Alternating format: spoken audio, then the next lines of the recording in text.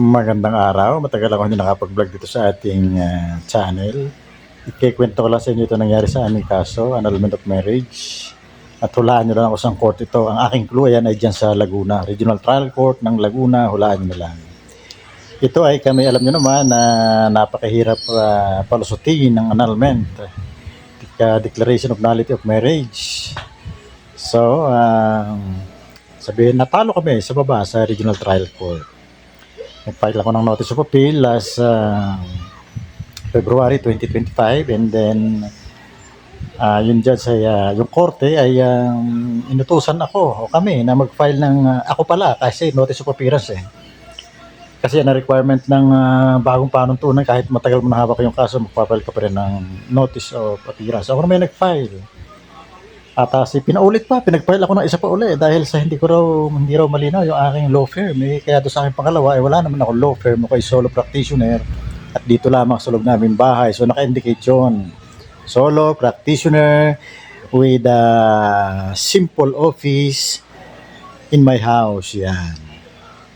So sa madaling salita, di ako kampat Sanay naman ako pag nag-file ka ng notice of appeal, automatic yan, dinadala na yung record sa Court of Appeals. Maghihintay ka na lamang ng abisyo ng Court of Appeals para mag-file ka ng appellant's brief na tinatawag. Mag-iisang taon ay wala pa, pero iniisip ko pa rin, baka naman busy sa Court of Appeals. Baka busy sila doon. Hindi ko iniisip na hindi pa nadadala doon sa Court of Appeals o records. So itong aking kliyente, inip na, edi sabi ko, sige nga, pumunta ka na nga magtanong ka na mismo sa Court of Appeals kung nandun na bagay, record. Makalipas isang taon, February 2026, ngayon taon, nag-inquire sa Court of Appeals. Wala pa rin doon na records. Edi pinapunta ko sa court. Sabi ko, ikaw na mag-follow up at malapit ka naman dyan sa court. So, nagpunta siya. Ayun, edi nagpunta siya ng Pebrero. Ang sabi sa kanya, Marso daw. Marso daw, mag-follow up ulit. Edi nag-follow up siya ng Marso. Ang sabi naman sa kanya, Abril daw. Yan ang teteng. Talaga sa aking buong buhay, ako 2004 pa lawyer. Ngayon ko lang na-experience na ganito katagal yung Court of Appeals. Ako na may call lang ako kasi yun ang trip nila. Ayaw ko nang busisiin kung bakit ganun katagal. Wala pa rin. Sa madaling salita, bumalik siya ng Abril. Sabi, wala pa rin daw. Kako siya, sige. Ano ginawa ko? Nag-file pa ako ng motion to transmit the records of the case to the Court of Appeals. At kahit wala pang record sa Court of Appeals, nag-file ako ng motion sa Court of Appeals na aking inire-request ay utusan naman yung clerk of court nitong RTC na i-forward on. So kanina, ngayon po ay nag-fetch siya ngayon. June 15 ho ngayon. So nag-text naman sa akin kanina ang kliyente. At naroon na daw sa Court of Appeals sa record. So punto ko rito, isipin mo naman, mahigit 1 year. Kanyo ko lang naranasan to sa mahigit kong 22 years in practice. Kanyo ko lang naranasan. Posible pala mangyari ganito. Ako ay talagang gulat na gulat. Pang-Guinness Book of World Records. So, hindi ko alam kung itong lawyer sa buong Pilipinas hindi nakaranas ng ganito. Kasi, hindi mo naman talaga kailangan i-follow up yan. Pag nag-file ka ng notice of appeal, automatic yan, dadali ng record. No? Hindi mo na kailangan mag-file ng motion. But for the first time in my life, nag-file ako ng motion to transmit records of the case. Kasi nga, yung pakiusap, hindi makaya sa pakiusap Yung aking kliyente po, makiusap. Hindi talaga sila natitinag. So yun, pakihulaan nyo na lang kung saan itong Regional Trial Court na ito na nabinbin ng mahigit 1 taon yung aming records ng kaso. Hintay kami ng abiso ng Court of Appeals.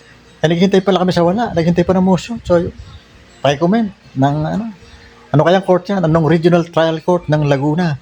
Na-experience ko yung isang delay. Diyan naman sa Regional Trial Court naman ng Bulacan, naka-experience naman ako simpleng correction of entry sa birth certificate. Inabot kami ng 3 or 4 years yata. Ayun naman, papalit-palit yan. Pero maski na, sobrang tagal din.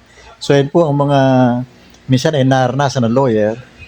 Siguro kung ikaw ay sikat na lawyer, baka hindi masyadong maranasan niya. Yung ikaw ay lagi nakikita sa media, siguro hindi ko alam kung pinapriority na ang kaso pagka ikaw ay sikat na lawyer. Tayo na may hindi sikat na abogado, kaya siguro tayo nakaka-experience ng gato. But anyway, charge to experience, siguro kailangan nga mag-file ka ng motion to transmit the record. Siguro ipapalo mo after 3 months at hindi pa rin ipo-forward, mag-file ka na ng motion to transmit records. Ewan ko, so, kung sa buong Pilipinas, ako lang pa nakaranas itong ganito. Kami lang ba na ang kliyente nakaranas ito? So yun, muli, pakihulaan nyo saan kayang regional trial court ito na kailangan mo pa mag-motion to transmit records.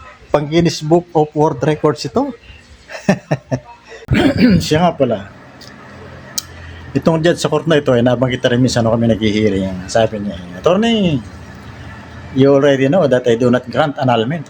Hindi raw talaga siya nag-grant ng annulment. So, sabi ko naman, we heard your honor, or we are aware, your honor. Parang ako, hindi ko na matanda kung nagsabi pa ko ng gano'n. So, yun, talagang hindi raw siya nag-grant ng annulment. Kaya nakafile na, alangan namang alisin namin yun. So, baka sakali pa rin kami. So, yun, may dagdag lang na ika nga ay information.